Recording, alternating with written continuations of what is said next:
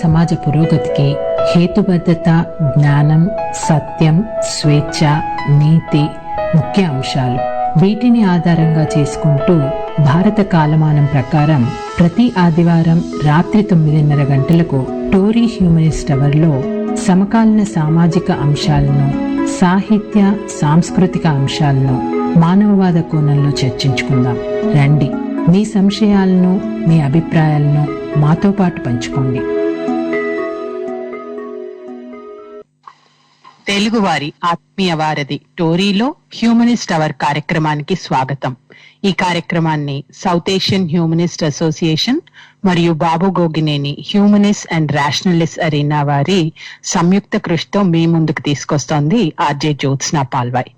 ఈ రోజు మనం 2 విషయాలను చర్చించుకుందాం అండి. మొదటిది, భారతదేశంలో 2 వ్యాక్సిన్స్ కి, అంటే ఆస్ట్రాజెనికా వారి కోషీల్డ్, అలాగే భారత్ బయోటెక్ వాళ్ళది కోవాక్సిన్, ఈ 2 వ్యాక్సిన్స్ కి ఆమోదించారు. దానికి సంబంధించిన విషయాలు, అలాగే భారతదేశ ప్రభుత్వం ఎలా ఈ వ్యాక్సినేషన్ ని ప్రజలకు అందించాలన్న ఏర్పాట్లను ఎలా చేస్తోంది, దానికి సంబంధించిన వివరాలను ఈరోజు మాట్లాడుకుందాం. ఆ తర్వాత ఆంధ్రప్రదేశ్ లో ఈ మధ్య కాలంలో వివిధ గుళ్ళల్లో, అంటే టెంపుల్స్ లో విగ్రహాలని పడగొడుతున్నారు, కొంచెం వ్యాండలైజ్ చేస్తున్నారు కదా. అవి ఎందుకు జరుగుతున్నాయి, మనం ఆ పరిణామాలని ఎలా చూడాలి, ఆ విషయాలు కూడా మాట్లాడుకుందాం. మానవవాదులుగా మేము అలాంటి విషయాల్ని ఎలా అనలైజ్ చేస్తాం, ఎలా చూస్తాము అనేది కూడా ఈ రోజు చర్చ్ లో మాట్లాడుకుందాం. మాతో పాటు మీరు చర్చ్ లో పాల్గొనాలనుకుంటే tory.live1 స్కైప్ ఐడి tory.live1 కి కాల్ చేస్తే మా టెక్నికల్ టీం మిమ్మల్ని కాన్వర్జేషన్ కి యాడ్ చేస్తారు.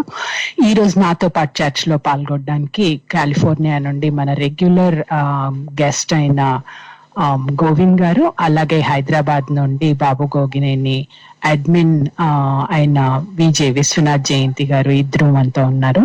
ఇక చర్చ్ ప్రారంభిద్దాం అండి. గోవింద్ గారు, విజయ్ గారు, వెల్కమ్ టు ది షో అండి. థ్యాంక్ యూ జ్యోత్స్నా గారు. హాయ్ అండి విజయ్ గారు. వెల్కమ్. ఫస్ట్ గా new year, happy, wish you all a very happy new year. శ్రోతలందరికీ కూడా నూతన సంవత్సర శుభాకాంక్షలు. మనకి ఈ పోయిన సంవత్సరం అంతా దాదాపు, అంటే కోవిడ్ గురించి మాట్లాడుకోకుండా పోయిన సంవత్సరాన్ని మనం తలుచుకోలేం. అది విసిరిన సవాళ్ళని మనం ఎలా ఎదుర్కొన్నాం అనేది సంవత్సరం చివరి భాగానికి వచ్చేసరికి, అంటే కేవలం ఒక 9-10 నెలల్లోనే మనం ఈ వైరస్ కి వ్యాక్సిన్ ని కనిపెట్టి దాన్ని ధీటుగా ఎదుర్కొన్నాం అని చెప్పాలి. ప్రపంచం అంతా కూడా, దేశాలన్నీ ఈ వ్యాక్సిన్ ని ఎంత త్వరితగతిన ప్రజలకు అందుబాటులోకి తీసుకురావాలి, అంటే ఒక ఫేజ్ వైజ్ గా వాటిని ఎలా డిస్ట్రిబ్యూట్ చేయాలి, సప్లై చైన్ లో కానివ్వండి, డిస్ట్రిబ్యూషన్ లో కానివ్వండి, తర్వాత వాళ్ళకి వేసిన తర్వాత ఏమైనా ప్రమాదాలు ఎలా ఉంది, వాళ్ళ రియాక్షన్స్ ఎలా ఉన్నాయి, ఇవన్నీ మనం చూస్తున్నాం. అంటే ఈ లాస్ట్ 2 weeks లో 1 week లో మనకి ఎస్పెషల్లీ ఆస్ట్రాజెనికా, ఫైజర్ వ్యాక్సిన్ ప్రకటించిన తర్వాత, ఆ తర్వాత ఆస్ట్రాజెనికా, ఇప్పుడు భారత్ బయోటెక్, ఈ 3 మనం చూస్తున్నాం. సో గోవింద్ గారు, మనకి యుఎస్ లో మనం ఫస్ట్ ఫైజర్ తో స్టార్ట్ అయ్యాం కదండి. అవునండి. దాని తర్వాత యూకేకి సంబంధించిన కంపెనీ అయిన ఆస్ట్రాజెనికా, వీటన్నిటికి మీకు ఎలా చూస్తున్నారు? అంటే ఫైజర్ కి ఆస్ట్రాజెనికా వ్యాక్సిన్ కి డిఫరెన్సెస్ ఎలా చూస్తున్నారు మీరు? అంటే ఇప్పుడు ఒకదానికైతే డిస్ట్రిబ్యూషన్ లోని మనకి ఒక సర్టెన్ టెంపరేచర్ దగ్గర మెయింటైన్ చేయాలి ఫైజర్ వ్యాక్సిన్ అన్నది మెయిన్ అండి. ఇక్కడ కూడా కొన్ని వ్యాక్సిన్స్, కొన్ని రిపోర్ట్స్ ఏమొచ్చినాయి అంటే అవి రిఫ్రిజిరేటర్ లో ఉంచి ఆ టెంపరేచర్ దగ్గర, మన ఫ్రిడ్జ్ అయితే యాక్చువల్ గా -4 degrees Fahrenheit దగ్గర ఉంటుంది అది, కానీ ఇది ఇంకా ఎక్కువ, అంటే -70 ఆ రేంజ్ లో ఉంచాలంటే, కొంతమంది ఏంటంటే ఎవరైతే దీన్ని కేర్ చేస్తారో వాళ్ళు ముందుగానే బయట తీసి పెట్టిన తర్వాత ఇచ్చారనమాట. సో అది ఇన్ఎఫెక్టివ్ యాక్చువల్ గా ఆ టెంపరేచర్ దగ్గర కనుక లేకపోతే. సో ఈ డిస్ట్రిబ్యూషన్ ప్రాబ్లమ్స్ అయితే ఉన్నాయి ఒకదానికి. తర్వాత కొన్ని సైడ్ ఎఫెక్ట్స్ ఉంటాయని ముందే తెలుసు, కానీ కొంతమందికి అంటే పూర్తిగా డేటా లేదు, కానీ కొంతమంది డాక్టర్స్ కి ఎలర్జీ రావడము అటువంటి జరిగినాయి అన్నమాట. మన భారతదేశానికి ప్రాబబ్లీ అది అంత సూటబుల్ కాకపోవచ్చు, అంటే ఈవెన్ దో అది ఎక్కువ ఎఫిషియెంట్ గా ఉన్నప్పటికీ ఐ థింక్ ఎక్కువ మన ఇప్పుడు గవర్నమెంట్ కూడా ఆస్ట్రాజెనికా అదిను భారత్ బయోటెక్ వాళ్ళ కోవాక్సిన్ రెండింటిని ఆమోదించింది కదండి. కోవిషీల్డ్ ఒకటి, కోవాక్సిన్ ఒకటి, రెండండి. అయితే మనకి కోవాక్సిన్ అయితే కంప్లీట్ ఇండిజీనియస్, అంటే పూర్తి భారతదేశ మన పరిజ్ఞానంతో తయారైంది అనమాట. ఒకటి భారత్ బయోటెక్, అలాగే Indian medical council research and national institute of virology, వీళ్ళ ముగ్గురు కలిసి వాడిని చేశారనమాట. అది కూడా చాలా, అంటే అది మెథడ్ ఏంటంటే ఇనాక్టివ్ వ్యాక్సినేషన్స్ లో టైప్స్ ఉంటాయి కదండి, ఏంటంటే పూర్తిగా ఇనాక్టివ్ అన్నమాట. అంటే ఈ వైరస్ లో ఉన్న ఏదైతే మనకి ఈ జీవ పదార్థం లాంటిది ఉందో దాన్ని ఆ పార్ట్ ని మటుకి పూర్తిగా కిల్ చేసేస్తారు అనమాట. అంటే it's not effective any more, అంటే డెడ్ వైరస్ కింద లెక్క. కానీ మన ఇమ్యూన్ సిస్టమ్ లోపలికి వెళ్ళిన తర్వాత మన ఇమ్యూన్ సిస్టమ్ ఈ వైరస్ ఏం కోల్పోతుందంటే దాన్ని మల్టిప్లై చేసే క్యాపబిలిటీ కోల్పోతుంది అనమాట. కానీ మన ఇమ్యూన్ సిస్టమ్ లోకి వెళ్ళినప్పుడు immune system still recognises it as a outside foreign element.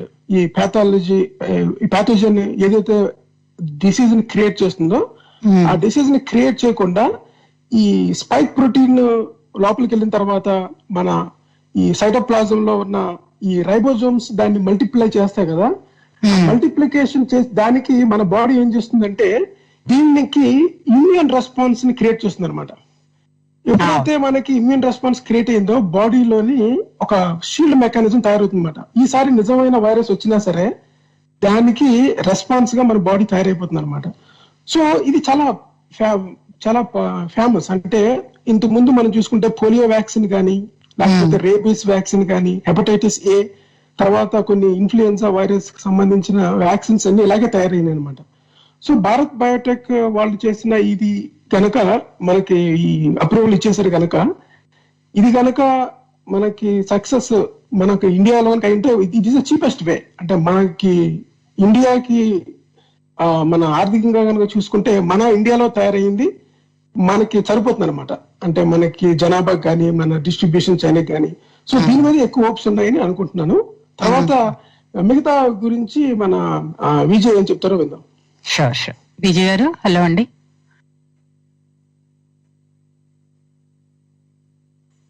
Hello madam.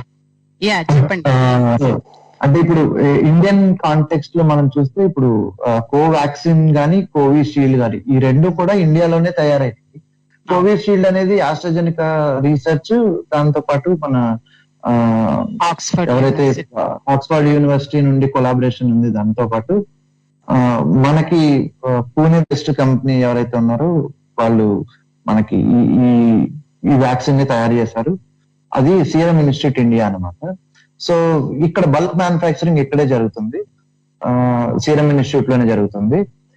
ప్రస్తుతానికైతే 2 వ్యాక్సిన్స్ కి అప్రూవల్స్ భారత ప్రభుత్వం ఇచ్చేయడం జరిగింది. అండ్ ఇంకో ఇంట్రెస్టింగ్ విషయం ఏంటంటే సీరం ఇన్స్టిట్యూట్ దగ్గర భారతదేశం కోసం స్పెసిఫిక్ గా 80 మిలియన్ డోసులు రెడీగా ఉన్నాయండి. ఎప్పుడైతే రోల్ అవుట్ స్టార్ట్ అయిందో, ఈ రోజు నుంచి వ్యాక్సిన్ వేయాలి అని ఎప్పుడైతే గవర్నమెంట్ డెసిషన్ తీసుకుందో అప్పటి నుంచి ఇమ్మీడియట్ గా 80 మిలియన్ డోసెస్ మనకి ఇమ్మీడియట్ గా వచ్చేస్తుంది అనమాట.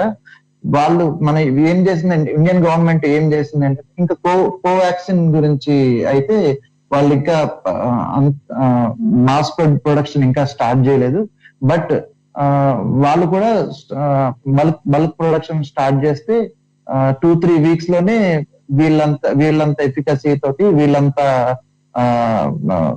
ఎంత స్ట్రెంత్ లో వీళ్ళైతే ఎంత చేశారో అంతే రకంగా ఒక 2-3 వారాల్లోనే అంతే మొత్తంలో తయారు చేయగలిగే సామర్థ్యం ఉందన్నమాట.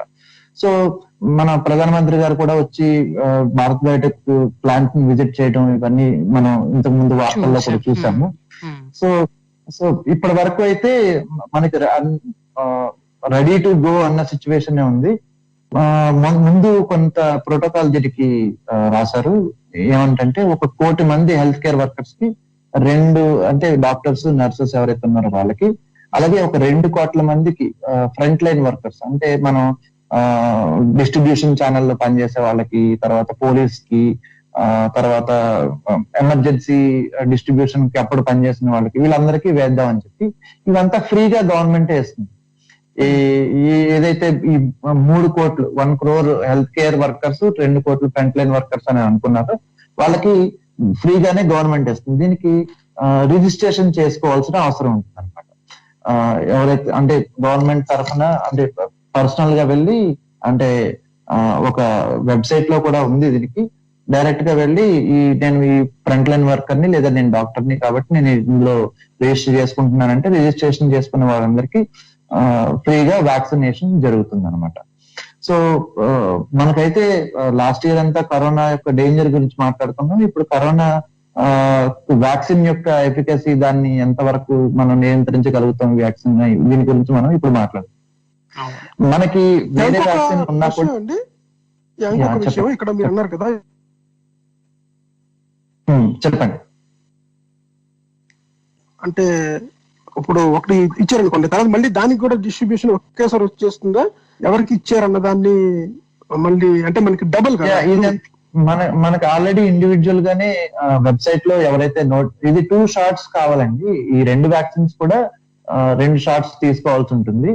సో దానికి ప్రోటోకాల్ అవంతా ఉంది. ఎవరైతే ఫస్ట్ షాట్ తీసుకున్నారో రెండో వాళ్ళకి ఆటోమేటిక్ గా మీకు SMS అలర్ట్, తర్వాత ఇవన్నీ వాళ్ళు ప్లాన్ చేశారు ఆల్రెడీ. సో ఇమీడియట్ గా వాళ్ళ దగ్గరికి వెళ్ళి వేయటం కానీ, లేదంటే వీళ్ళు వెళ్ళి ఎక్కడైనా వేయించుకోవడం కానీ జరుగుతూ ఉంటుంది. నేను రిజిస్టర్డ్ కొంత డిస్ట్రిబ్యూషన్ లో కొంత ప్రాసెస్ ఉంటుంది.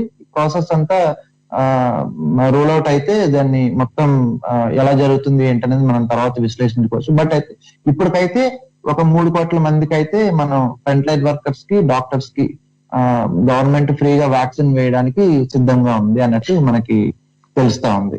కానీ మ్యానుఫ్యాక్చరింగ్ అనేదండి విజయ్ మన దేశంలోనే it's one of world's largest vaccine manufacturer కదా మన భారతదేశం. ఈ వ్యాక్సినే కాదు, మన దాంట్లో జనరల్ గానే మనకి ఏ వ్యాక్సిన్ అయినా సరే ఎక్కువ బల్క్ మ్యానుఫ్యాక్చరింగ్ మన ఇండియాలోనే జరుగుతా ఉంది. అంటే ఈ కరోనా వచ్చిన విషయంతో అవును, ఫార్మాస్యూటికల్ రిలేటెడ్ మెడిసిన్స్ కూడా మన దగ్గర చీప్ గా తయారవుతాయి అనమాట. ఫర్ ఎగ్జాంపుల్ మనకి అప్పట్లోనే హైడ్రో క్లోరోక్విన్ అంత డోసేజ్ మన దగ్గర ఎందుకు ఉంది అంటే మన దగ్గర అంత మ్యాస్ ప్రొడక్షన్ క్యాపబుల్ గల ఫార్మాస్యూటికల్ మ్యానుఫ్యాక్చరింగ్ కంపెనీస్ చాలా ఉన్నాయి. మన ఇన్ఫ్రాస్ట్రక్చర్ ఉంది. ఇప్పుడు చైనాలో చూడండి, ఐఫోన్స్ మ్యానుఫ్యాక్చరింగ్ చేయడానికి ఎన్ని పెద్ద పెద్ద ఫ్యాక్టరీస్ ఉన్నాయో మ్యాస్ ప్రొడక్షన్. అలాగే ఫార్మాస్యూటికల్ దాంట్లోని ఇండియా ఇస్ కింగ్. అదే అంటున్నా నేను నిన్న చదివినప్పుడు almost like 1 billion doses of vaccine manufacture చేసే కెపాసిటీ మనకుంది అని చెప్పేసి. ఎఫికసీ విషయంలో ఈ 2 వ్యాక్సిన్స్ దగ్గర దగ్గర 70 నుండి 80% వరకు ఎఫికసీ చూపిస్తున్నాయి అని అంటున్నారు. సో అంటే శాంపుల్ ఇప్పటి వరకు టెస్ట్ చేసిన శాంపుల్స్ ని బట్టి, తీసుకున్న నెంబర్ ని బట్టి ఎఫికసీ ఇంతే ఉంది అంటున్నారు. బట్ రిస్క్ బెనిఫిట్ రేషియో చూస్తే దాన్ని బట్టి ఈ ఎఫికసీ మంచి ఎఫికసీ అని చెప్పి మనం చెప్పుకోవాలండి యాక్చువల్ గా. సో ఈ 2 ఎందుకు సూటబుల్ అంటే మిగిలిన మనకి ఇప్పుడు వేరే వ్యాక్సిన్లు, మోడరోనా అని చెప్పి ఒక కంపెనీ తయారు చేస్తున్న వ్యాక్సిన్ ఉంది. అది టెంపరేచర్ మనకి ట్రాపికల్ కంట్రీస్ కి సూట్ కాదు. సో ఇది ఈ 2 ఇప్పుడు మన కోవిషీల్డ్, కోవాక్సిన్ ఇవి జనరిక్ నేమ్స్, ఇండియా స్పెసిఫిక్ అండి. ఇది వేరే కంట్రీలో వేరే నేమ్స్ తోటి పిలుస్తారు. సో ఈ 2 వ్యాక్సిన్స్ అయితే మనకి డిస్ట్రిబ్యూషన్ కి, మన ట్రాపికల్ కంట్రీ కాబట్టి distribution chain, supply chain problem ఏమీ లేకుండా జనరల్ గా మనకి ఇన్సులిన్స్ ఎలా అయితే మనం హార్మోన్స్, ఇన్సులిన్స్ తర్వాత ఎలా అయితే మనం డిస్ట్రిబ్యూషన్ ఛానల్లో మనం వర్కౌట్ చేస్తూ ఉంటామో అదే టెంపరేచర్ లో మనం చేస్తూ ఉంటారు అనమాట. మనకి ఇప్పుడు పల్స్ పోలియో కూడా మీకు చూడండి, ఒక చిన్న బాక్స్ ఒకటి ఉంటుంది. ఆ బాక్స్ లో పల్స్ పోలియోలో మనం వేసాం అనమాట. సో అదే విధంగానే ఈ డిస్ట్రిబ్యూషన్ ఉంటుంది. 2 to 8 degrees టెంపరేచర్ మెయింటైన్ చేయడం అనేది అంత పెద్ద సవాలైన క్వశ్చన్, డిఫికల్టీ ఏం కాదు. బట్ ఎక్కడైతే మెయింటైన్ చేయలేకపోయామో అక్కడ కొంత సైడ్ ఎఫెక్ట్స్ కానీ అలాంటివి కానీ రావడం జరుగుతుంది. బట్ ప్రభుత్వం అన్ని రకాలైనటువంటి చర్యలు తీసుకుందని మనం భావించాలి. అండ్ మనకు అలాంటి ఇన్ఫ్రాస్ట్రక్చర్ కూడా ఉంది. మనకి ప్రైవేట్ పబ్లిక్ పార్ట్నర్షిప్ తోటి చేస్తే కనుకనైతే మంచి ఇన్ఫ్రాస్ట్రక్చరే ఉండింది సప్లై చైన్స్ కి. సో ఇవంతా గుడ్ న్యూసే. లాస్ట్ ఇయర్ అంతా బ్యాడ్ న్యూస్ మాట్లాడుకున్నాం కాబట్టి ఈ ఇయర్ అంతా గుడ్ న్యూస్ లే ఉంటాయని చెప్పి స్టార్టింగ్ ఇట్స్ వెరీ పాజిటివ్ అండి. ఇంత ఫాస్ట్ గా ఒక వ్యాక్సిన్ ని, అది కూడా డిఫరెంట్ అండ్ వివిధ వైజ్ఞానిక సంస్థలు కలిసి పనిచేయడం దీనికోసం అంత ఫాస్ట్ గా డేటాని అనలైజ్ చేయడం, దాని నుండి రిజల్ట్స్ తీసుకురావడం, అలాగే ఎక్కడా కూడా అంటే కాంప్రమైజ్ కాకుండా, అంటే అర్జెన్సీ ఉంది కదా అని చెప్పేసి ఏదో మార్కెట్ లోకి తీసుకురావాలన్న ఇది కాకుండా దానికి ముందు ఉన్న కసరత్ అంతా ప్రాపర్ గా చేసి అప్రూవల్స్, ఇప్పుడు దీనికి కూడా మనకి ఔషధ నియంత్రణ ఏదైతే బయోటెక్ ఇది ఉంది కదా, ఔషధ డిసిజిఐ అని అంటారు కదా, drugs controller general of India, FDA ఉంటుందండి, అడ్మినిస్ట్రేషన్. రైట్.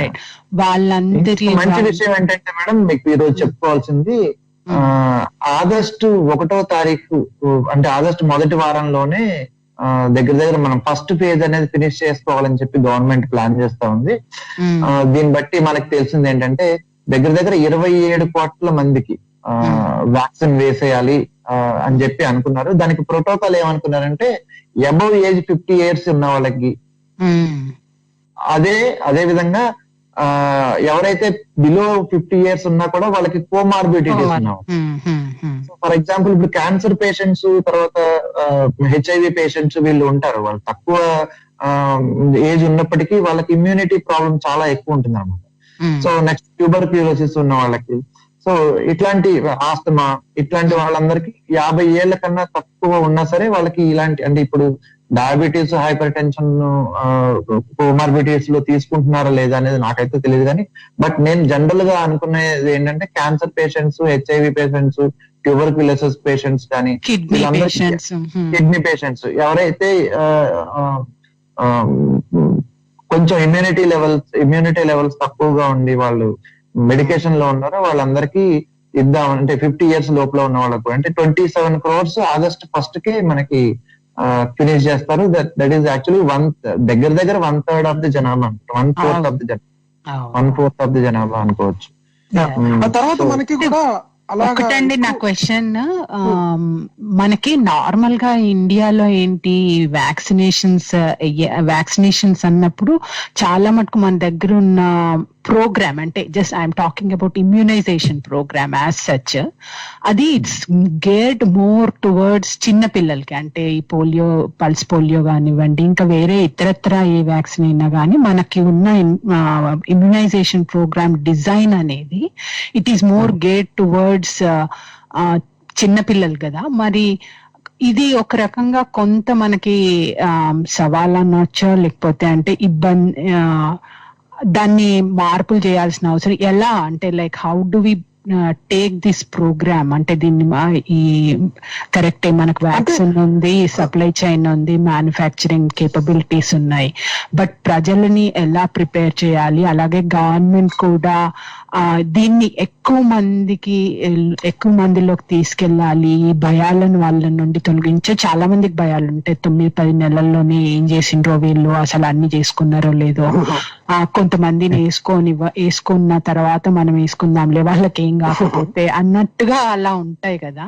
సో ఈ భయాలని వాళ్ళల్లో నుండి తీసేసి వాళ్ళని ఏం అంతా ఓకే అన్నట్టుగా చేయడానికి, అంటే వాళ్ళల్లో ఒక భరోసా కలిగించడానికి ప్రభుత్వం ఎలాంటి కార్యక్రమాలు చేపట్టారు? అంటే మనం చూస్తున్నాం, అంటే డ్రై రన్ అవి చేస్తున్నారు.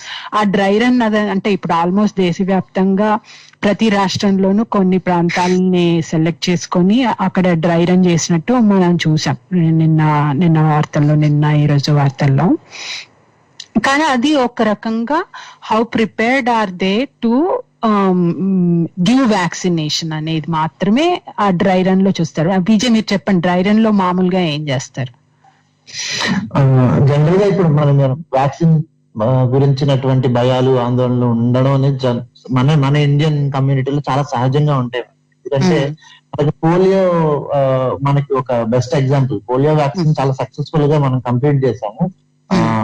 తర్వాత దాని తర్వాత ఆపరేషన్ ఇంద్రధనుష్ అని చెప్పి మొత్తం చిన్నపిల్లలకి కావాల్సినటువంటి వ్యాక్సినేషన్ అంతా కలిపి ఒక బంచ్ లాగా మళ్ళీ సెకండ్ ఫేజ్ లో మనం ప్లాన్ చేసుకున్నాం ఇండియాలో.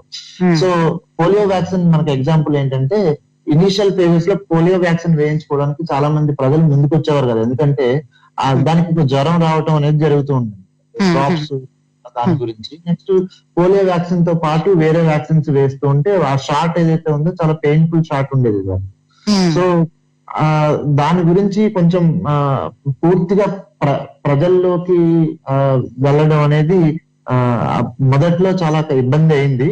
దాని తర్వాత పోలియో గురించిన అవగాహన కార్యక్రమాలు రావటం, సెలబ్రిటీస్ దాని గురించి మాట్లాడడం, అందరూ వేయించుకోవాలని చెప్పడం. ఇప్పుడు అమితాబ్ బచ్చన్ గారు కానీ, లేదంటే మనకి ఇక్కడ రాష్ట్రాల్లో అయితే చిరంజీవి గారు కానీ, నాగార్జున గారు కానీ, వీళ్ళందరూ సెలబ్రిటీస్ ఎవరైతే ఉన్నారో, అలాగే సచిన్ టెండూల్కర్ కానీ, సో వీళ్ళందరూ జనాల్ని కొంత అవగాహన కల్పించడానికి ట్రై చేశారు. కాబట్టి ఆ పోలియో వ్యాక్సినేషన్ అనేది చాలా సక్సెస్ఫుల్ గా కంప్లీట్ చేశాం. గవర్నమెంట్ నుండి కూడా చాలా ప్రోగ్రామ్స్ అయ్యాయండి. చాలా ప్రోగ్రామ్ అసలు రెగ్యులర్ గా పల్స్ పోలియో గురించి టీవీలో ఏంటి, రేడియోలో ఏంటి, చాలా కంపల్సరీ మనకి ఈ ఎక్స్పీరియన్స్ ఉంది.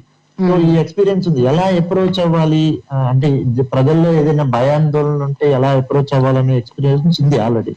సో ఆ ఎక్స్పీరియన్స్ యూజ్ చేసుకోవడానికి అవకాశాలు చాలా ఉన్నాయి. నెక్స్ట్ ఇంకా గ్రౌండ్ వర్క్ ఏదైతే ఉందో అది మనకి దాని గురించి కొన్ని డీటెయిల్స్ చెప్తాను మేడం. దగ్గర మనకి 285 సెషన్స్ జరిగాయి ఈ వ్యాక్సినేటర్స్ కోసం. 125 డిస్ట్రిక్ట్ లో కండక్ట్ చేశారు already. Over like 20,000 health workers కి ట్రైనింగ్ ఇచ్చారు అని చెప్పేసి. లేదు మేడం, అంటే హెల్త్ కేర్ వర్కర్స్ కాకుండానే వ్యాక్సినేటర్లు అని చెప్పి కొంత కొత్తగా 96,000 మందికి ట్రైనింగ్ ఇవ్వడం జరిగింది వాళ్ళందరూ.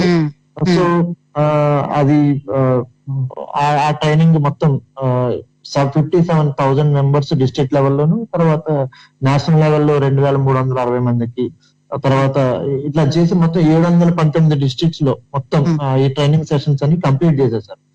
దాని తర్వాత ఎవరైతే బెనిఫిషరీస్, ఎవరైతే వ్యాక్సిన్ వేయించుకోవాలి అనుకుంటున్నారో, ఈ వ్యాక్సిన్ తీసుకునే వాళ్ళకి డైరెక్ట్ గా కోవిన్ అనే ప్లాట్ఫామ్ ఉంది. COWIN మధ్యలో ఐఫన్ ఉంది కో తర్వాత. సో COVIN కోవిన్ అనేటటువంటి ఈ ప్లాట్ఫామ్ ఒకటి క్రియేట్ చేశారు. ఈ ప్లాట్ఫామ్ లో రిజిస్టర్ చేసుకున్న వారికి నేను ఇంతకు ముందు చెప్పినట్టుగా ఫస్ట్ పేజ్ లో 50 ఏళ్ళు ఎవరికైతే దాటుతాయో వాళ్ళందరికీ, అలాగే 50 ఏళ్ళు దాటకపోయినా కోమార్బిడిటీస్ ఉంటే దానికి సంబంధించినటువంటి సర్టిఫికేషన్స్, రికమెండేషన్ లెటర్స్ ఏవైతే ఉంటాయో డాక్టర్స్ నుంచి వచ్చేవి, అలాంటివి కనుక మనం సబ్మిట్ చేసినట్టయితే వాళ్ళందరికీ వ్యాక్సినేషన్ జరుగుతుంది అని చెప్పి ప్రభుత్వం తరఫున జరుగుతుంది. మనకి సప్లై చైన్ ప్రాబ్లం అయితే ఎప్పుడు లేదు, ఎందుకంటే మనకు అంత ఇన్ఫ్రాస్ట్రక్చర్ ఉండింది. ఎందుకంటే ఇప్పుడు పల్స్ పోలియో మనం చేసి ఉన్నాం కాబట్టి అంత ఇన్ఫ్రాస్ట్రక్చర్ ఉంది. అండ్ ఇంకొకటి, జనాల్లో భయాందోళన ఉండడానికి కూడా లేదు, ఎందుకంటే ఇప్పుడు ఈ వ్యాక్సిన్ ఏంటంటే వర్చువల్లీ పెయిన్లెస్. మనకి అంతకు ముందు ఉండేటటువంటి ఇంజెక్షన్ లా కాకుండా ఇవి చాలా మనకి డెమోస్ కూడా ఇస్తున్నారు అనమాట. ఇది పెయిన్ రాదు అని చెప్పి చూపించేటటువంటి డెమోస్ కూడా ఇస్తున్నారు. సో కూడా ఇంకో విషయం ఏంటంటే, ఈ కరోనా వ్యాక్సిన్ కి ప్రచారం అవసరం లేదు అసలు. అంటే ఇది ప్రపంచం మొత్తం ఎదురు చూస్తున్నది కనుక దీన్ని ఏదో సెలబ్రిటీస్ చెప్పాలో లేకపోతే అని, మనం ఓన్లీ ఎవరికి పెంచాలంటే కొంతమంది దీన్ని వేసుకోవడం ద్వారా మనకి ఏమన్నా సైడ్ ఎఫెక్ట్స్ ఏమైనా వస్తాయా, ఇంకేమన్నా మనకి వస్తాయా, లేనిది ఏమన్నా మనం తెచ్చుకుంటామా, ప్లస్ ఈ షార్ట్ పీరియడ్ ఆఫ్ టైమ్ లో చేశారు కనుక మొత్తం అంత డేటా లేదు కనుక అని కొంతమంది ఏంటంటే వ్యాక్సిన్ వేసుకోకూడదు. అంటే వ్యాక్సిన్ అయితే అంటే వ్యాక్సిన్ ఎప్పుడు కూడా వ్యాక్సిన్ ని వేసుకోమని అందరికీ కూడా ఎడ్యుకేట్ చేయాలండి. ఏదైనా సరే రిలీజియస్ దానికి సంబంధించిన వాళ్ళు ఉన్నా సరే, మా కష్టం ఎలాగుంది, మా సంస్కృతి ఎలాగా మేము వేసుకుని, ఎవరన్నా సరే వ్యాక్సిన్ మస్ట్ అండ్ షుడ్ గా వేసుకొని తినాలి, అంతే, డజంట్ మ్యాటర్. అప్పుడు ఏమవుతుందంటే ఎక్కువ డేటా వస్తుంది అనమాట. అంటే నీకు డేటా రావడం కోసం నా జీవితాన్ని పణంగా పెట్టాలంటే ఆ ఫేజెస్ దాటిపోయి వచ్చిందే వ్యాక్సిన్ ప్రజల వరకు రీచ్ అయింది. అంటే మీరు ఏదైతే భయాందోళన ఉన్నారో అవన్నీ టెస్ట్ చేసి అప్రూవల్ ఇచ్చారంటే దాని మీనింగ్ ఏంటంటే ఆ పర్సంటేజ్ ఆఫ్ కవర్, ఇంతకుముందు మనకి విజయ్ చెప్పినట్టుగా అది 75%, 80%, 95% ఆక్స్ఫర్డ్ మన ఫైజర్ లాగా అన్నది పక్కన పెడితే ఆ రీచ్ అవుట్ మొత్తానికి వ్యాక్సిన్ ఈజ్ ఎఫెక్టివ్, మొత్తం పనిచేస్తుంది అనమాట. ఎక్కువ మంది తీసుకోవడం ద్వారా ఏమవుతుందంటే మనకి ఈ మ్యాస్ గా మనందరికీ కూడా హర్డ్ ఇమ్యూనిటీ వచ్చేసింది అనుకోండి. అప్పుడు that it self is shield to the whole society community. అందులో ఎవరైనా సరే వ్యాక్సిన్ వేసుకోమని చెప్పాలి తప్ప వాళ్ళ భయాలను జనాల మీద రుద్ది వ్యాక్సిన్ వేసుకోకూడదని ప్రచారం చేయకూడదు.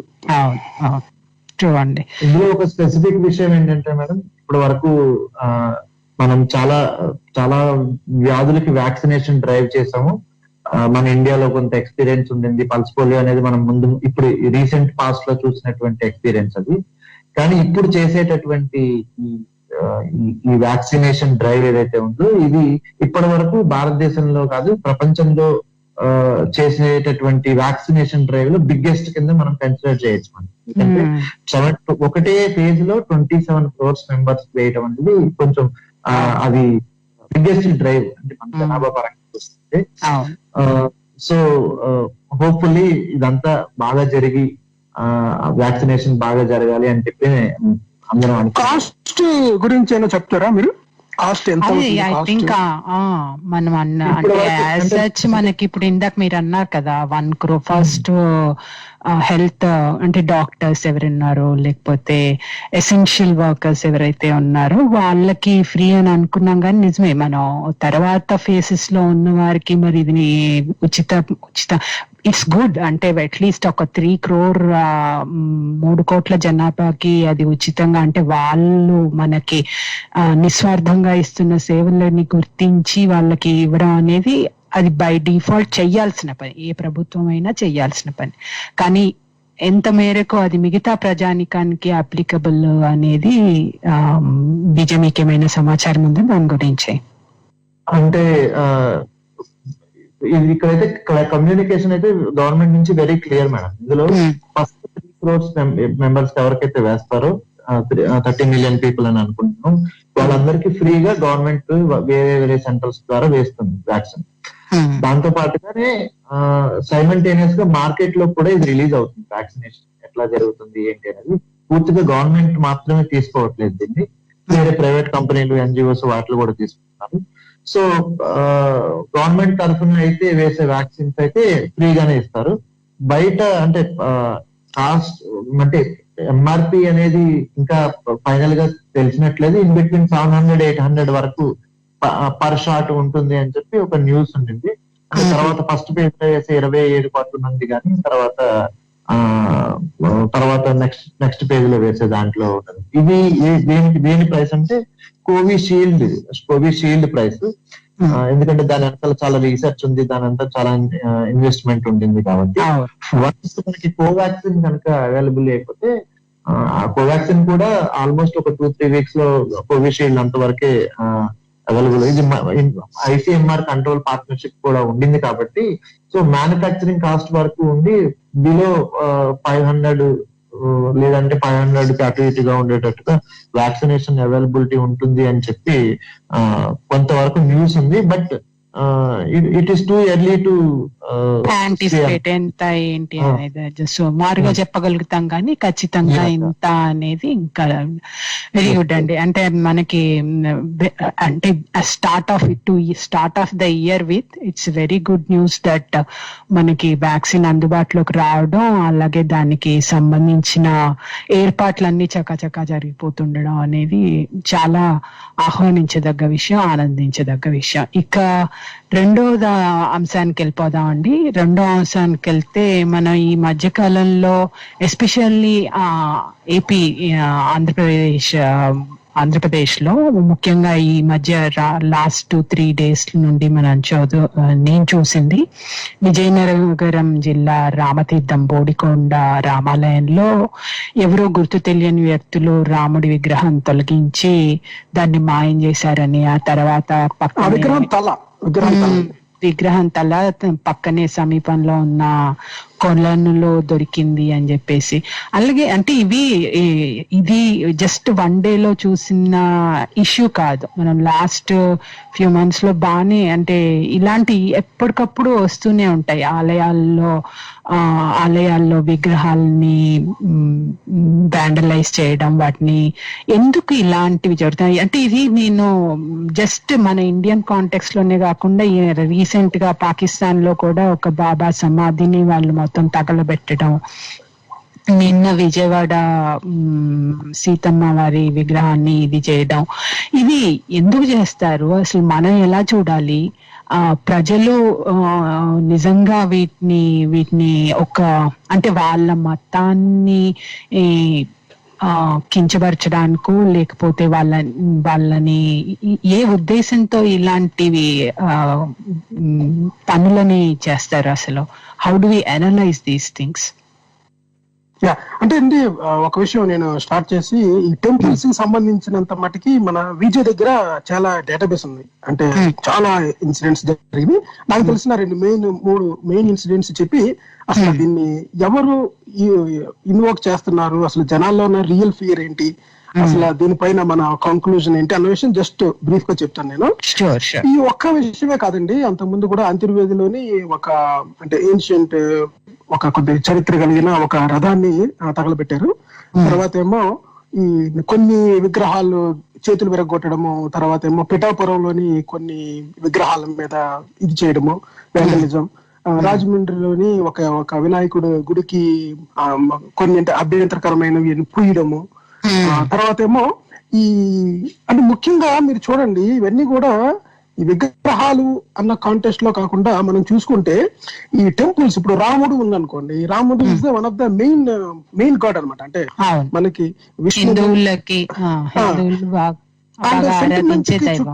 చుట్టూ ఉన్న దేవుడు యాక్చువల్ అంటే బాగా మీరు రియాక్ట్ అవ్వగలిగే దేవుడు అనమాట. దానిపైన చేయడం అన్నది ముఖ్యంగా ఏంటంటే ఇవన్నీ కూడా ఈ గవర్నమెంట్ ప్రస్తుతానికి ఉన్న గవర్నమెంట్ మన హిందూయిజానికి అంత ఫేవర్ కాదు, క్రిస్టియానిటీకి ఫేవరబుల్ అన్న ఒక ఇది అయితే ఉంది జనాల్లోని, లేకపోతే ఈ అజిటేషన్ చేసే వాళ్ళలో ఉందన్నమాట. మొత్తానికి ఒక మతం ఇంకో మతం మీద దాడి చేయడం అనేది ఎప్పుడు ఖండించదగ్గ విషయమే. ఖండించదగ్గ కాదు, ఖండించాలి కూడా, తప్పదు. అంటే ఒక చర్చ్ లోకి వెళ్ళి దాన్ని డ్యామేజ్ చేయడం కానీ, మసీదుని డ్యామేజ్ చేయడం కానీ, టెంపుల్స్ లో విగ్రహాలని పగలగొట్టడం కానీ, తర్వాత ఏమో ఈ కొంతమంది మైక్ సౌండ్ ఎక్కువ పెడుతున్నారని వాళ్ళ దగ్గరికి వెళ్ళి దాడి చేయడం చాలా ఉన్నాయన్నమాట. సో ఏది పబ్లిక్ న్యూసెన్స్, ఏది ఎవరు చేయకూడదు అన్న క్లియర్ గైడెన్స్, దానికి తగ్గ శిక్షలు చాలా త్వరగా ఉన్నాయి, కానీ చాలా త్వరగా కూడా జరగాలి.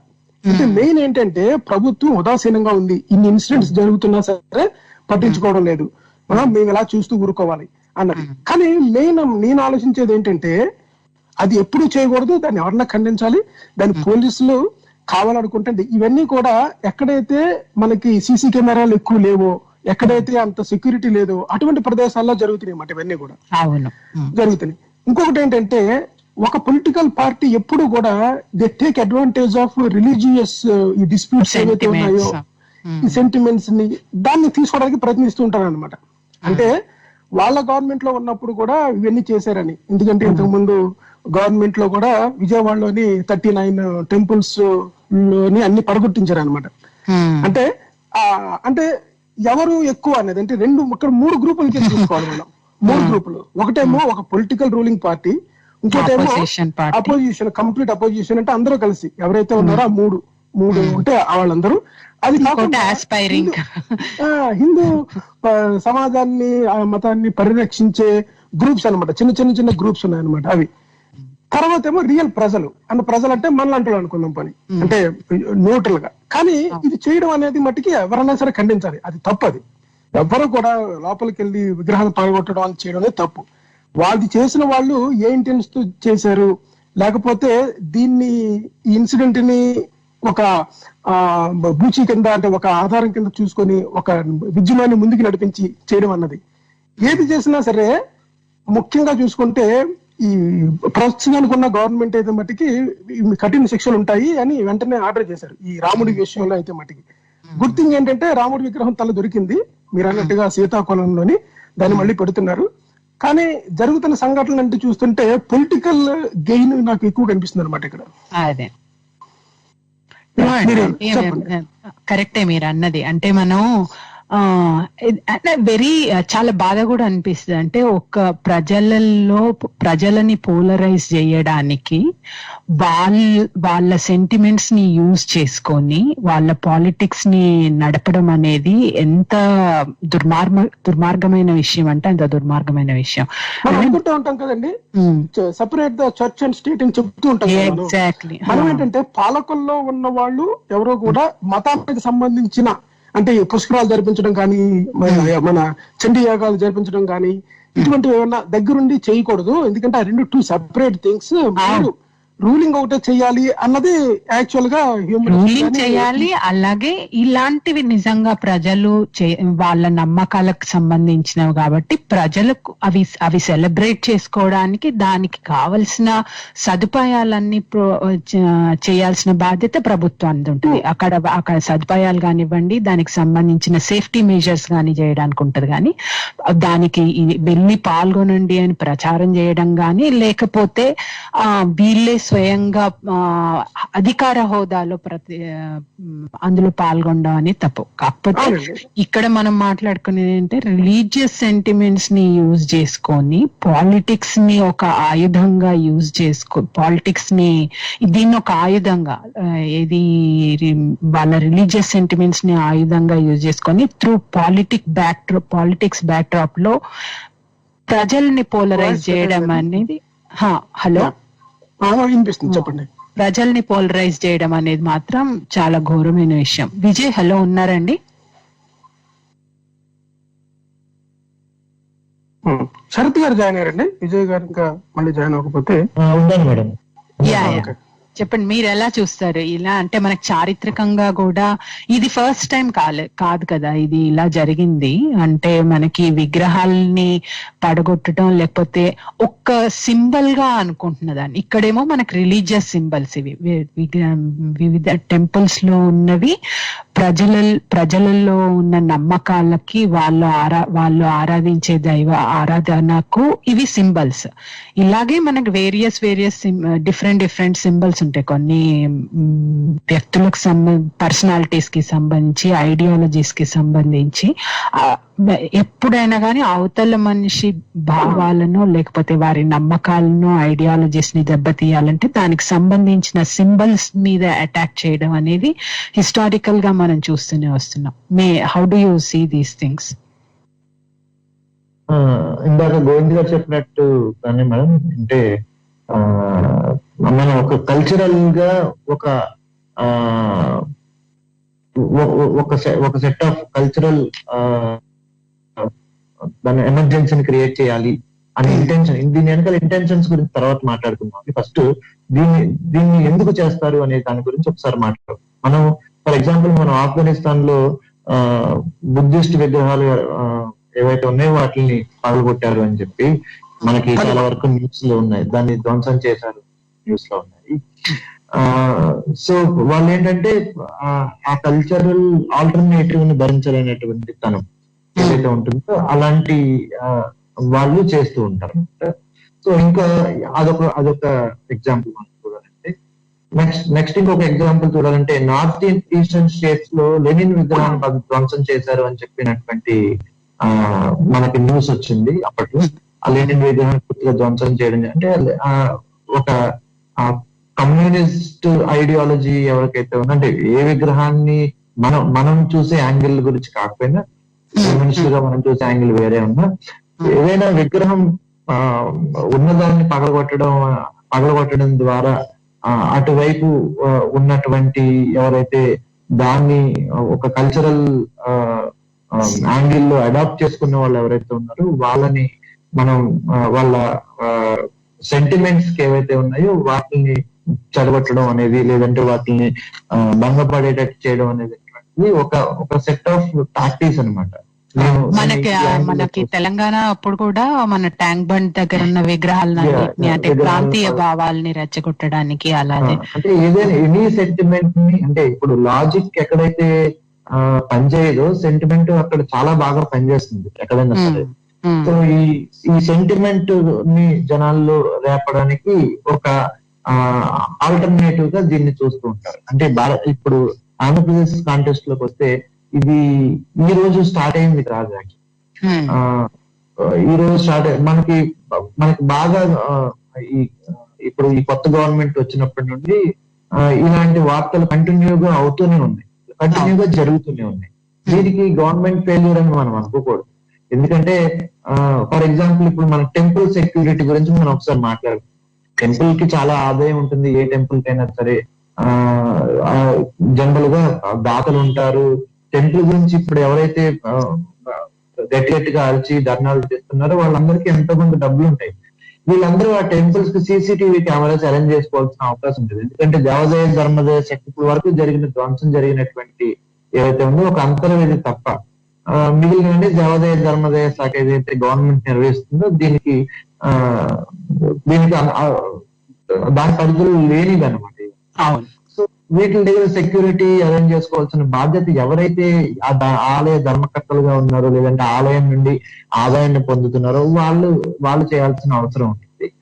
ఈ సీసీటీవీ కెమెరాస్ ని అరేంజ్ చేసుకోకపోవడం అనేది వాళ్ళ ఫెయిల్యూర్. యాక్చువల్లీ ఆ ఫెయిల్యూర్ ఉంది. మనకు డేటా తీసుకుంటే ఓన్లీ 27% టెంపుల్స్ మాత్రమే ఆంధ్రప్రదేశ్ లో సీసీటీవీ కెమెరాలు అరేంజ్ అయి ఉన్నాయి. అంటే పనిచేయనివి పక్కన పెట్టింది, మళ్ళీ పనిచేయని సీసీటీవీ కెమెరాలు అనేవి మళ్ళీ 27% ఉండొచ్చు. అట్లీస్ట్ ఈ సీసీటీవీ కెమెరా అనేది ఒకటి ఉంది అనేది మాత్రం ఒక 27% టెంపుల్స్ మాత్రమే కవర్ అయ్యింది. అంటే అంతర్వేది రథం ఘటనలోని అక్కడ సీసీటీవీ కెమెరాలు ఉన్నాయి కానీ అవి పనిచేయలేదు. సో ఎవరైతే దీన్ని టార్గెట్ చేస్తున్నారో, ఈ టార్గెట్ చేసే వాళ్ళందరూ ఈ టార్గెట్ ని పక్కాగా ఎంచుకుంటున్నారు. ఎక్కడైతే మనకి సెక్యూరిటీ ఉండదు. అంతర్వేది టెంపుల్ అంటే నేను చాలా సార్లు విజిట్ చేశాను, నాకు బాగా పరిచయం ఉన్న టెంపుల్ అది. సో అక్కడ అది ఎలా ఉంటుందంటే సముద్రం ఒడ్డునే ఉంటుంది టెంపుల్. సో అది ఊరికి దూరంగా కూడా ఉంటుంది. సో ఈ సముద్రం ఒడ్డునే ఉన్న టెంపుల్ లో మార్నింగ్ గానీ ఈవినింగ్ గానీ ఎవరైతే దానికి సంబంధించిన దేవుడికి సంబంధించిన క్రతువులు ఎవరైతే నిర్వహిస్తారో వాళ్ళు మార్నింగ్ ఈవినింగ్ వచ్చి వాటిని చేసి క్లోజ్ చేసి వెళ్తూ ఉంటారు. సో నైట్ సెక్యూరిటీ కూడా అంత గ్రాండ్ గా ఏమి ఉంటుంది. అండ్ అంతర్వేదిలో సంవత్సరానికి ఒకసారి ఒక తీర్థం అంటే జాతర లాంటిది ఒకటి జరుగుతూ ఉంటుంది. సో ఆ టైంలో మాత్రం సెక్యూరిటీ అదంతా ఉంటూ ఉంటుంది. సో ల్యాక్ ఆఫ్ సెక్యూరిటీ లేకపోవడం ఒకటి, వీటికి ఎవరైతే ఇది ఉందో ఎక్కడైతే వీక్ టార్గెట్ సీసీటీవీ కెమెరాస్ కానీ లేదంటే వీళ్ళు పట్టించుకొని ఏవైతే ఉన్నాయో వాటిని ఆ వీక్ టార్గెట్స్ ని ఎంచుకుని ఆ సెంటిమెంట్ ని రెచ్చగొట్టేటటువంటి ప్రయత్నం చేయడం అనమాట. ఈ గవర్నమెంట్ ఇట్లాంటి సంఘటనలు ఎందుకు జరుగుతున్నాయనే కాంటెక్స్ట్ ఇందాక గోవింద్ గారు చెప్పినట్టు ఒక సెంటిమెంట్ ని రగిల్చి దాని నుండి పొలిటికల్ గెయిన్ పొందాలనేటటువంటి కుట్ర దీంట్లో దాగి ఉందేమో అని చెప్పేటటువంటి అనుమానాలు అయితే ప్రతి ఒక్కరికి ఉన్నాయి. జనరల్ గా కొంతవరకు ఆలోచన ఎవరైతే చేయగలుగుతారో వాళ్ళందరికీ అర్థమవుతుంది ఏంటంటే ఒక సెట్ ఆఫ్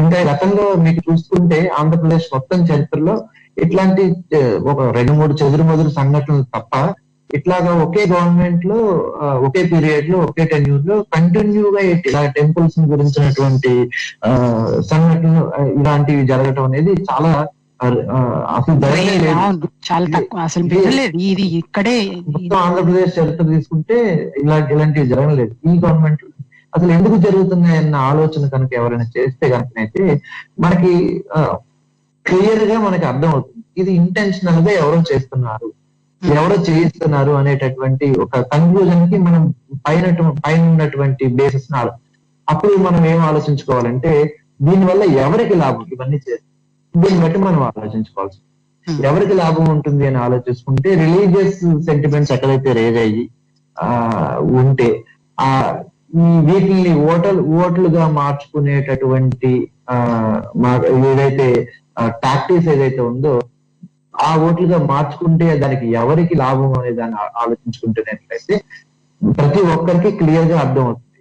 ఊరికే ఏదో సంఘటన జరిగింది కదా అని మనం పరిగెట్టుకుని వెళ్ళి దాని గురించి ధర్నాలు చేయడం, ఇవన్నీ చేయడం కాకుండా ఒక కామన్ పర్సన్ గా నేను ఇప్పుడు హైదరాబాద్ లో ఉన్నాను, నాకు ఒక సంఘటన గురించి తెలిసింది, దాని గురించి ఆవేశపడిపోయి మనం వెళ్ళి అక్కడికి వెళ్ళి ఏదో ఒక కన్క్లూజన్ కి అక్కడ సంఘటన తెలియకుండానే ఒక కన్క్లూజన్ కి రావడం కన్నా ముందు అసలు దీని బ్యాక్గ్రౌండ్ ఏంటి, ఎందుకు జరుగుతుందని అనేటటువంటిది ఆలోచించుకోవాల్సిన అవసరం ప్రతి ఒక్కరిలో ఉంది. ఇది నేను పూర్తిగా నమ్ముతాను. ఇంకొక విషయం చెప్పాలంటే కల్చరల్ గా కూడా ఇలాంటి విగ్రహాలని ధ్వంసం చేయడం, టెంపుల్స్ ని ధ్వంసం చేయడం లాంటివి మనకి ఉన్నాయి అంతకు ముందు.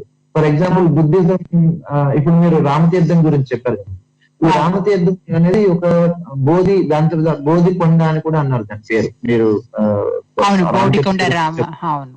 అది బోడికొండ, అది ఇంగ్లీష్ లో బోడికొండ అయింది. అది బోధికొండ, బోడికొండ కాదు, అది బోధికొండ. సో అది జైనులకి బుద్ధిస్ట్ కి ఒక రిలీజియస్ ప్లేస్ గా కూడా ఉంది, ఉండింది అంతకు ముందు. అలాగే ఇప్పుడు ఆర్కియాలజికల్ సర్వే ఆర్కియాలజికల్ డిపార్ట్మెంట్ ఏదైతే ఉందో వాళ్ళ కంట్రోల్లో ఉంది.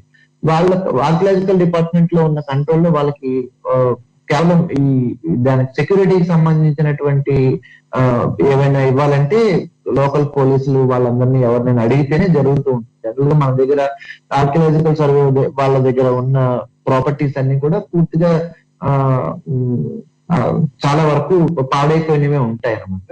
సో ఇవి వాళ్ళ కంట్రోల్లో తీసుకుని ఇక పైన పాడవకుండా సంరక్షించడం, మన హెరిటేజ్ ని సంరక్షించడం కోసం వాళ్ళు కొంత కృషి చేస్తూ ఉంటారు. దాంతో పాటుగా మన కల్చరల్ గా ఏవైతే మన మూలాలు ఏవైతే ఉన్నాయో వాటిల్లో ఉన్నటువంటి సాక్ష్యాలు వెతకడానికి కానీ ఇలాంటివన్నీ మనం అంతకు ముందు మన నాగరికతను గురించిన ఫ్యాక్ట్స్ తెలుసుకోవడానికి కానీ వాళ్ళు చూస్తూ ఉంటారు.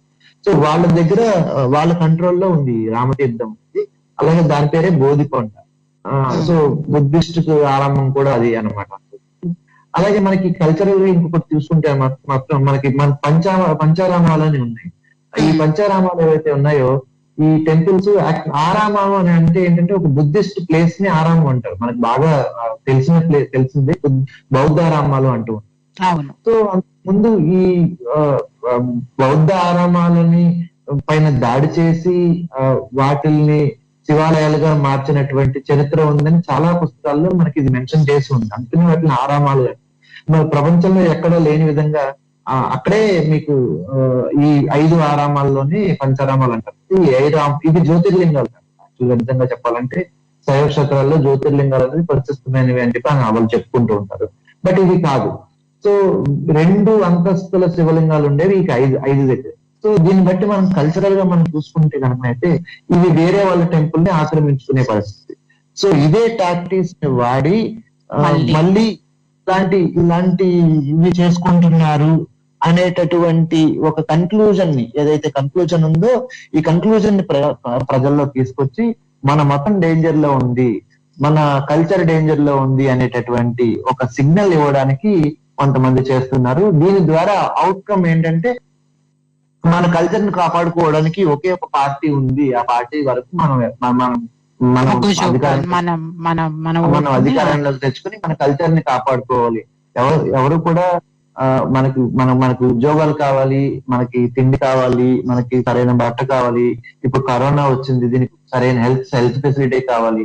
దీని వైపు ఇవన్నీ కల్పించడం చాలా కష్టం మేడం.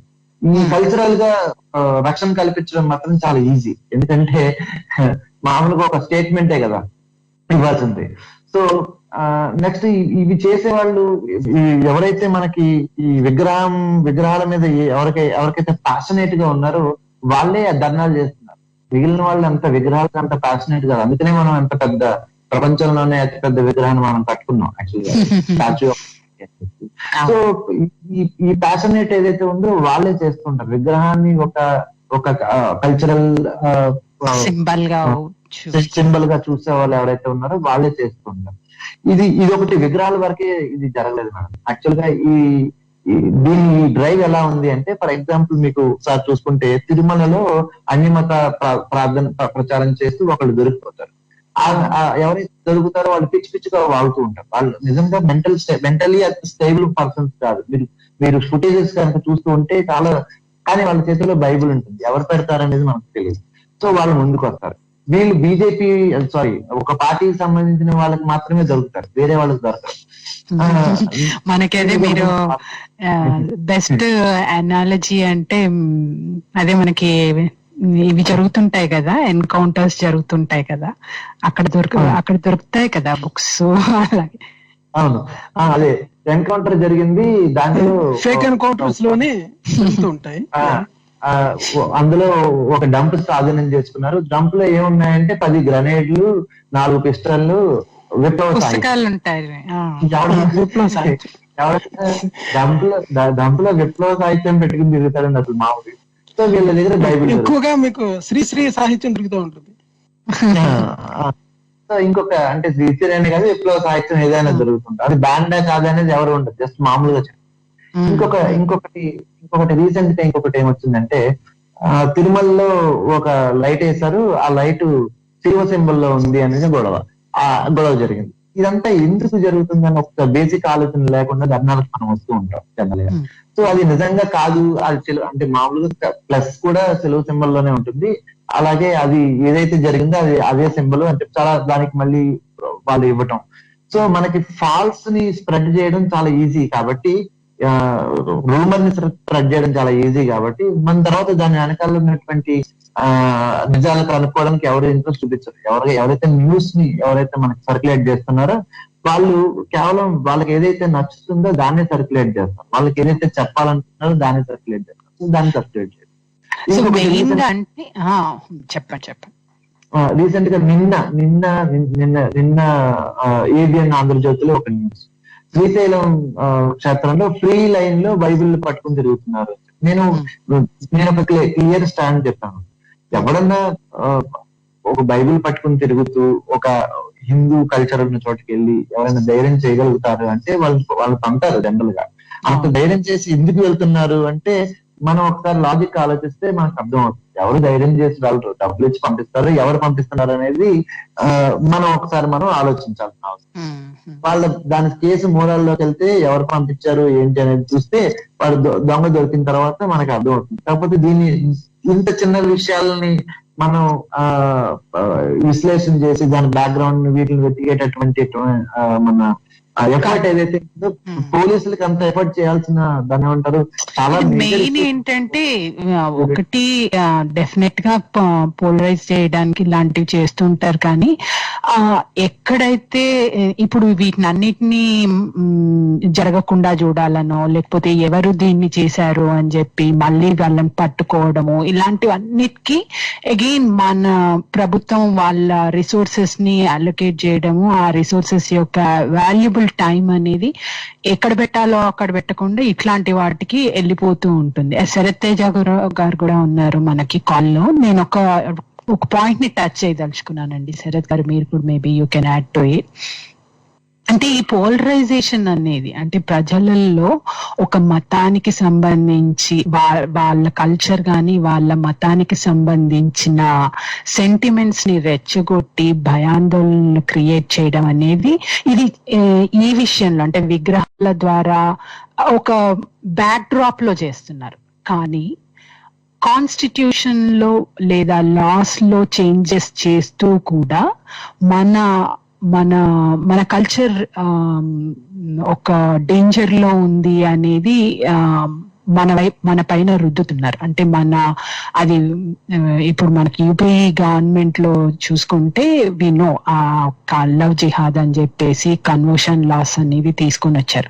అది యూపీ ప్రభుత్వానికే పరిమితం కాకుండా ఇప్పుడు దేశంలో మిగతా ఇంకో 4 రాష్ట్రాల్లో కూడా అలాంటి లాస్ తీసుకురావాలన్న ప్రయత్నాలు జరుగుతున్నాయి. సో మనం ప్రజలుగా మనం చూసుకోవాల్సింది ఏంటంటే ఇది వెరీ లో ప్రొఫైల్ ఇష్యూ అని అనుకోవడానికి లేదు. చాయిసెస్ ని డిక్టేట్ చేసేంత వరకు ప్రభుత్వాలు వస్తున్నప్పుడు మనం ఇలాంటి విషయాల పట్ల కొంత ఇన్ఫార్మ్డ్ గా ఉండడం అనేది చాలా ఇంపార్టెంట్. శరత్ గారు, హలో అండి. హలో అండి. హౌ డు యూ సీ, అంటే మీరు యూపీ గవర్నమెంట్ తీసుకున్న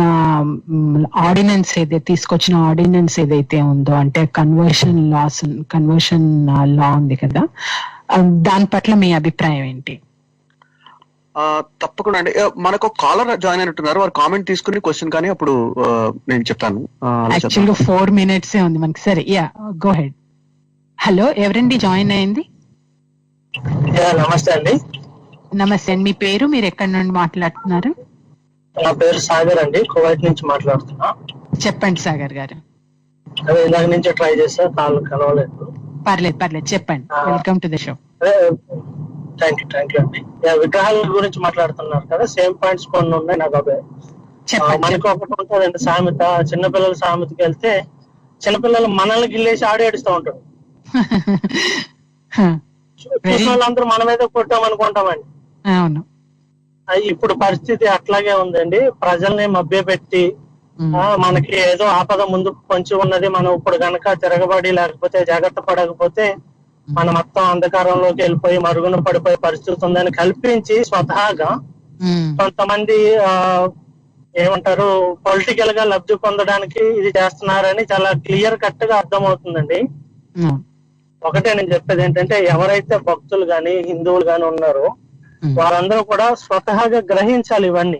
గుడ్డే దిశల్లో పడ్డట్టు వాడు ఎవడో చెప్పాడని మనం వెనకాల కర్రా కత్తి పట్టుకుని వెళ్లకుండా కొంచెం నాలెడ్జ్ తో బుర్రతో ఆలోచిస్తే మీకు ప్రతిదానికి ఆన్సర్ చాలా క్లియర్ గా దొరుకుతది.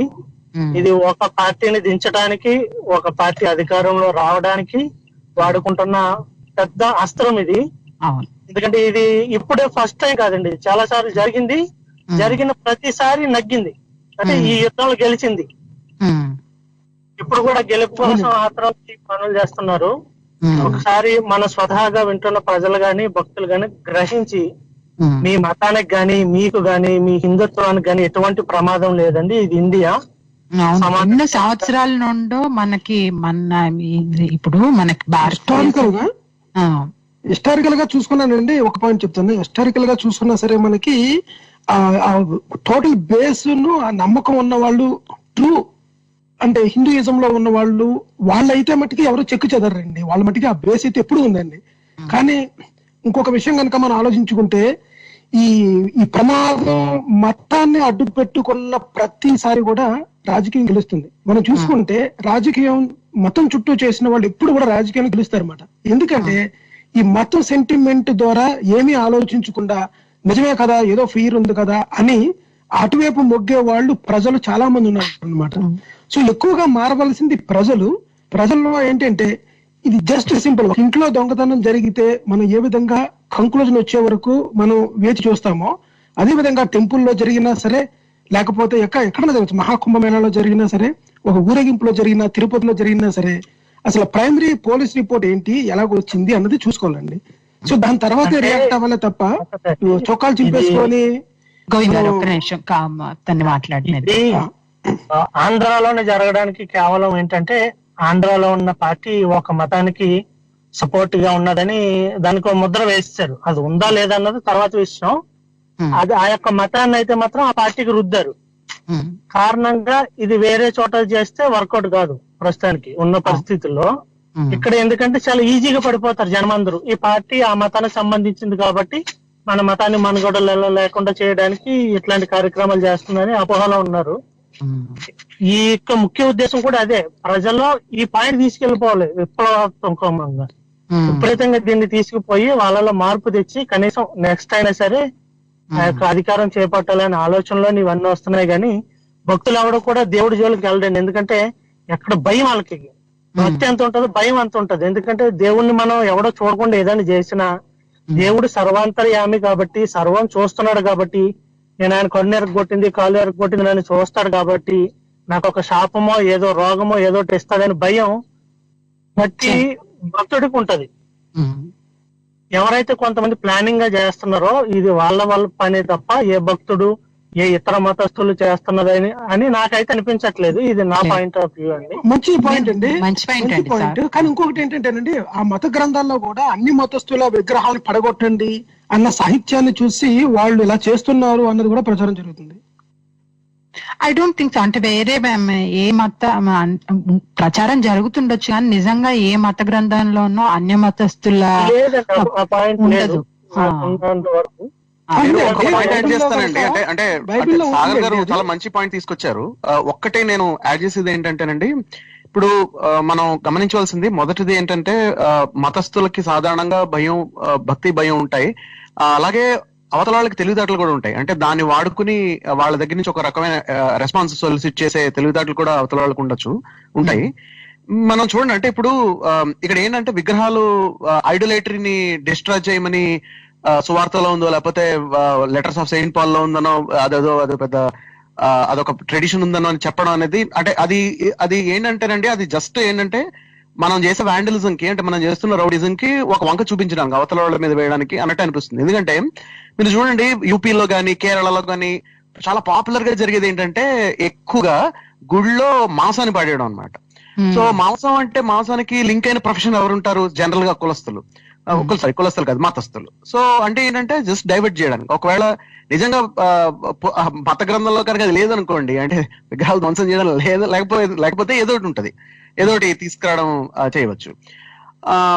ఇక్కడ అంటే ఏంటంటేనండి, అంటే అంటే నేను జస్ట్ ఒక చిన్న పాయింట్, 1 minute పాయింట్ చెప్పేస్తాను. ఏంటంటే ప్రజలు ఒకటి అర్థం చేసుకోవాల్సిన విషయం ఏంటంటే, ఒక మత విశ్వాసాలు ఉన్న శ్రోతలు ముఖ్యంగా నా ఉద్దేశంలో, ఎందుకంటే మత విశ్వాసాలు లేని వాళ్ళు దీన్ని ఒక రాజకీయ కుట్రగానే చూస్తారు, ఒక పొలిటికల్ ప్లాయ్ గానే చూస్తారు. ఈవెన్ మత విశ్వాసం ఉన్న వాళ్ళు కూడా నా ఉద్దేశంలో ఎట్లా దీన్ని ఒక పర్స్పెక్టివ్ ఎట్లా తీసుకొచ్చంటే, మీ మతానికి రక్షణ అనేది ఎప్పుడు కలుగుతుందంటే రాజకీయం దాంట్లోకి రానంత వరకునే దానికి రక్షణ ఉంటుంది.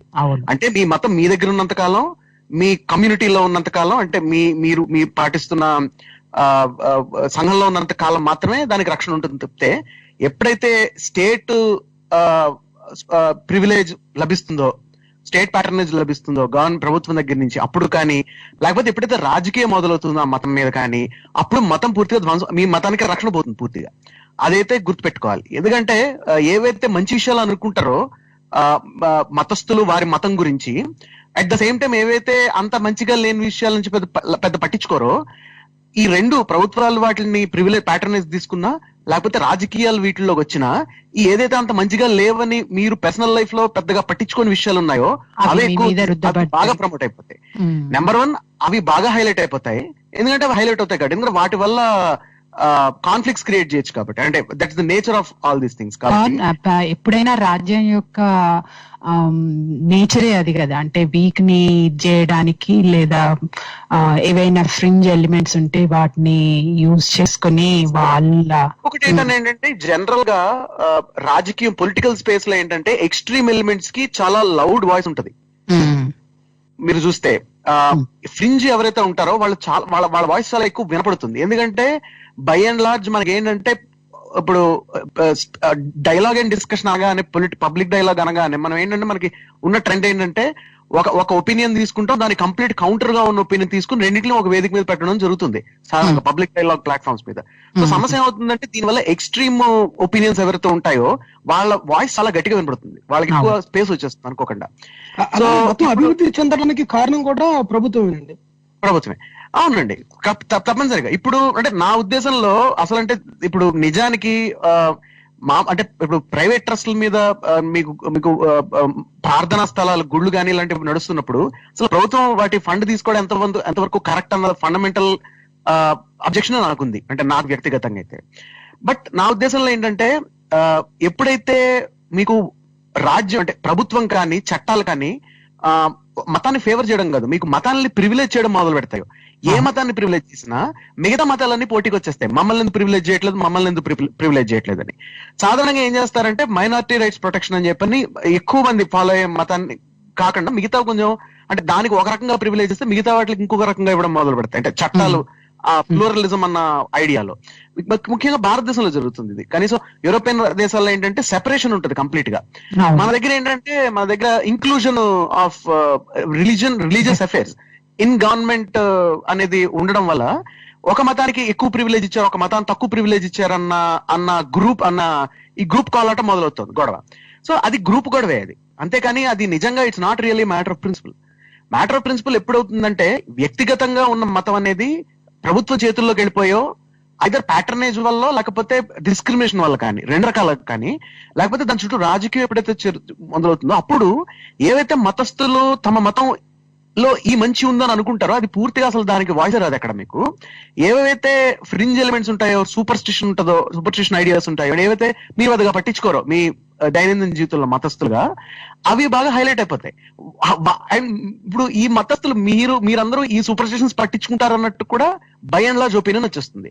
ఇప్పుడు ఎలాగంటే ఇప్పుడు ఉదాహరణకి అందరు క్రిస్టియన్లు ఈ ప్రేయర్ ఆయిల్స్ పూసుకుంటారని కానీ, లేకపోతే హిందువులందరూ అలా ఇళ్లలో విపరీతమైన మూఢనమ్మకాలు పెడతారు, వాస్తు చూసుకుంది ముహూర్తం చూసుకుంది ఏ పని చేయరని, బై అండ్ లార్జ్ అలా ఉండకపోవచ్చు కూడా. సో ఇలాంటి ట్రెండ్లు అనేవి మొదలైపోతాయి. సో ఇట్లాంటి స్టీరియో టైపింగ్ మొదలవుతుంది. ఇది అసలు నిజానికి it's not at all good. ఏంటంటే దానివల్ల మీరు మనుషులుగా అంటే వాళ్ళని by the merits of their ideas చూడకుండా, వాళ్ళు ఒక ఐడెంటిటీ ఉంది కాబట్టి దాన్ని ఆపాదించి చూడడం అనేది జరుగుతూ ఉంటుంది. ఒకే కార్డు ఉంటే అసలు ప్రాబ్లమ్స్ అన్ని సాల్వ్ అయిపోతాయండి. పాలిగడ్లన్నీ తీసేస్తారు. ఒకటేంటంటే భారతదేశం అసలు అంటే భారతదేశం ఒక ప్రజాస్వామ్యంగా కూడా నిలబడగలిగిందంటే దాని ప్లూరలిజం అనేది సమాజంలో మెయింటైన్ అవ్వబట్టి నిలబడిందని మనం అనుకోవాలి. చరిత్ర చూసుకున్నా చాలా ప్రదేశాల నుంచి మత వివక్షకు గురైన వాళ్ళు భారతదేశానికి వచ్చారు. అలాగే భారతదేశంలోని తాత్విక చింతనలు అవుతున్నాయి, అవి కూడా అవి సింథసిస్ తో వచ్చాయి వీటి ప్రభావాల వల్ల. మనకి ఇప్పుడు జైనిజం బౌద్ధం లేదే వెజిటేరియనిజం ఇంత పాపులర్ ఎలా అవుతుంది? సో ఏంటంటే ఆ తాత్విక గుణాలు అనేవి అంటే ఆ తాత్విక లక్షణాలు అనేవి by and large society observe చేసుకుంటూ వచ్చింది. భారతదేశం సమాజం అలా వస్తూ వచ్చింది. నాన్ వెజిటేరియన్ ఇంకొక మతం కూడా ఆపాదించుకుంటది అన్నమాట. అది మా మెయిన్. అది యాక్చువల్ గా నాన్ వెజిటేరియన్ అహింస అన్నది హిందూయిజం బేస్ ఏం కాదు. అది నాన్ వెజిటేరియన్ అన్నది బుద్ధిజం అండ్ జైనిజం బేస్. అది but the idea it self, practice it self అనేది కల్చర్ లోకి వచ్చేసింది, విచ్ ఇస్ ఫైన్. అంటే దానివల్ల ఏమీ నష్టమేం లేదు. అండ్ ఇట్స్ అహింస అంటే హింస ఉండకూడదు అన్నది కూడా ఇట్స్ అ గుడ్ క్వాలిటీ. మనం అంటే we make a case for that. So విషయం ఏంటంటే భారతదేశం అనేది it's synthesis of lot of ideas అండి. అంటే ఒక తాత్విక పునాది భారత సంస్కృతిలో ఉన్నది. సో ఏంటంటే మనం గమనించవలసింది ఏంటంటే diversity is our strength, has always been our strength. మన చరిత్ర మొత్తం చూసుకున్నా సరే. కాబట్టి ఏంటంటే ఎప్పుడైతే ప్రభుత్వాల్లో, చట్టాలో, లేకపోతే రాజకీయాల్లో మతంలోకి వచ్చేస్తాయో, మతాన్ని వాడుకోవడం మొదలు పెడతాయో, అప్పుడు మీ మతానికే రక్షణ పోతుంది పూర్తిగా. సో ఇది గ్రహించిన రోజు నా ఉద్దేశంలో ప్రజలు చాలా వరకు మతం బేసిస్ మీద ఉద్రేగాలను రెచ్చగొట్టి మన మతం డేంజర్ లో ఉంది, యాజ్ లాంగ్ యాజ్ మతస్థులు ఉన్నంతకాలం మతం ఏవి డేంజర్ లోకి పోదు. మతం ఎట్లా నిలబడుతుంది? ఒకళ్ళు నిలబెట్టేది కాదు. అది ఎవరికి వాళ్ళు వాళ్ళ విశ్వాసాలు వాళ్ళ పద్ధతులు బట్టి నిలబెట్టుకునేది మతం అంటే. సో ఒకటండి శరత్ గారు, మీరు ఇందాక సో లేకపోతే ఒక చట్టం చేయడం వల్ల, లేకపోతే అన్యమత మార్పిడి ఆపాలన్న చట్టం వల్ల ఏమీ నిలబడేవి కాదు, ఏమి ఆగేవి కాదు. దానివల్ల యాక్చువల్గా హింస పెరిగిపోతుంది ఒకటి. రెండు ఏంటంటే పెర్సెక్యూషన్ పెరిగిపోతుంది. అనవసరమైన విషయాల్లో ప్రభుత్వం జోక్యం చేసేసుకుని, చట్టాలు జోక్యం చేసేసుకుని, పోలీసులు జోక్యం చేసేసుకుని, ఇలాంటి మొత్తం ఉన్న జీవితం రోడ్డు మీద పడిపోతుంది. అంటే మెయిన్ గా మనం చెప్పాల్సింది one thing I want specifically, మీరు ఇందాక అన్నారు చూడండి వెజిటేరియనిజం అని చెప్పి, అదే ఒక ఇట్ మైట్ అపియర్ అంటే అహింసకి అది ఒక సింబల్ గా అనుకొని మంచిగానే అనిపించచ్చు. కానీ ఆ మంచి అనేది ఒక చాయిస్ లాగా ఉండాలి, అంతేగాని అది ఒక ప్రిన్సిపల్ లాగా ఒక మీద రుద్దపడకూడదు.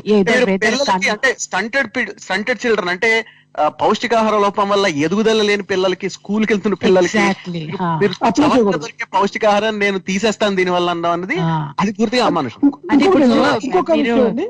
ఒక విషయం పాయింట్ చెప్తాను నేను. అంటే ఈ అహింస అనేది మీరు ఎప్పుడు చూసుకున్నా సరే అది మతానికి ఒక కిరీటం లాగా భావిస్తారే తప్ప, వాళ్ళు భావించే వాళ్ళందరూ కూడా ఓన్లీ యానిమల్స్ మీదే అహింస అనుకుంటారు. అహింస అనేది మానవుల్లో కూడా వర్తిస్తుంది అనమాట. ఈ మతం కోసం చేసేవాడు కోడిని, ఆవుని, మేకని చంపడం తప్పు, కానీ నా మతం కోసం నేను ఒక వేరే మనిషిని చంపుతానంటాడు అనమాట. వేరే మనిషిని చంపడం కూడా అహింసలోకి వస్తుంది.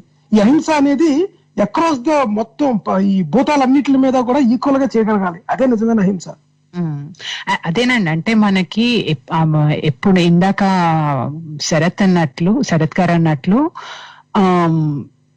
ఎప్పుడైతే రాజ్యం చేతిలోకి ఈ మతాన్ని ముందుకు అది నిజంగా వాళ్ళకి ఆ మతాన్ని ముందుకు తీసుకెళ్లాలని ఉందా లేదా అనేది పక్కన పెడితే, రాజ్యం చేతిలోకి మతం ఎప్పుడైతే వెళ్తుందో మన చాయిసెస్ అనేవి ఉండవు. అది ఫుడ్ కానివ్వండి, బట్టలు కానివ్వండి, లేకపోతే మనం ఎవరిని పెళ్లి చేసుకోవాలి, ఏ మతాన్ని మనం నమ్మాలి, లేకపోతే ఇలాంటి బేసిక్ చాయిసెస్ అనేవి మనకి లేకుండా మనం కంపల్సరీగా ఇదే చెయ్యాలి, ఇలాగే చెయ్యాలి అనే రెస్ట్రిక్షన్స్ లాస్ లాగా వచ్చేస్తున్నాయి. అది చాలా డేంజరస్ సిచ్యువేషన్. మనకి టైం ఉందా ఇంకా? సాగర్ గారు చెప్పండి ఇంకా మనం ఏంటంటే, నాయకులు ఎవరు కూడా మతపరమైన విషయాలలో పాలు పంచుకోకూడదండి. దాని వల్ల ఏమవుతుందంటే, ఒక నాయకుడు ఒక మతం గురించి సంబంధించిన కార్యక్రమాల్లో పాలు పంచుకోవడం వల్ల ఉన్న ప్రజానికానికి, దాన్ని ఆపాదించే వాళ్ళకు, లేకపోతే అభిమానించే వాళ్ళకి, ఫాలో అయ్యే వాళ్ళకి ఈడు మనోడే అని ఒక భావన కలుగుతుంది. దానికి వ్యతిరేక దిశలో ఉన్న కొంతమంది ప్రజలకి ఈడికి మనకు వ్యతిరేక, ఎందుకంటే ఈడు ఆ మతానికి సపోర్ట్ చేస్తున్నారు కాబట్టి తను మనకి వ్యతిరేక అనే భావన వీళ్ళకి ఆటోమేటిక్ గా వచ్చేస్తుంది, ఎవరు చెప్పకుండానే. ఉండి కరెక్టేనండి సాగర్ గారు మీరు అనేది. అంటే మనకి ఎప్పుడు కూడా ఈ ప్రభుత్వ ఆఫీసెస్, అంటే ఏవైతే ఆఫీసెస్ ఉన్నాయో, కార్యాలయాలు ఏవైతే ఉన్నాయో, వాటిని ప్రారంభోత్సవాలు చేయడానికి, ఇలాంటి వాటికి అన్నిటికీ కూడా ఎప్పుడు కూడా మనం ఒక పూజతో మొదలుపెట్టి ఒక పూజారిని పిలిచి వాళ్ళ ఆధ్వర్యంలో ఇలాంటివన్నీ చేస్తూ ఉంటారు.